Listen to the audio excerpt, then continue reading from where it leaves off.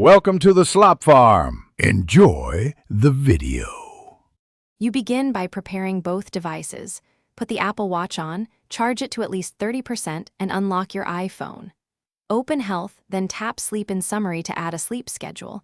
This tells the system when to track.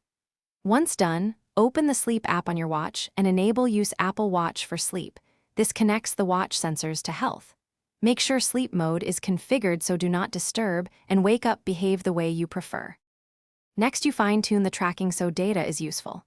On your iPhone, go to the Watch app, tap Sleep, and enable Track Sleep with Apple Watch. Make sure wrist detection is on so the watch uses motion and heart rate sensors automatically. Then set your sleep goal, wind down shortcuts, and enable sleep stages if available.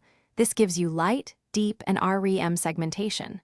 Once configured, make sure your watch fits snugly, yet comfortably. Finally, you test and finalize the process.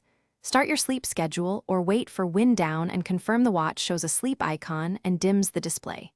In the morning, open Health and review sleep analysis to verify duration and stages synced.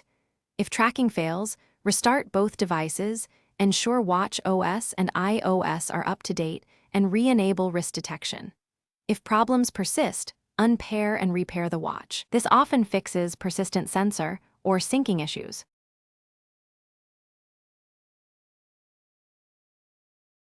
Thanks for watching. Consider subscribing if we helped you today.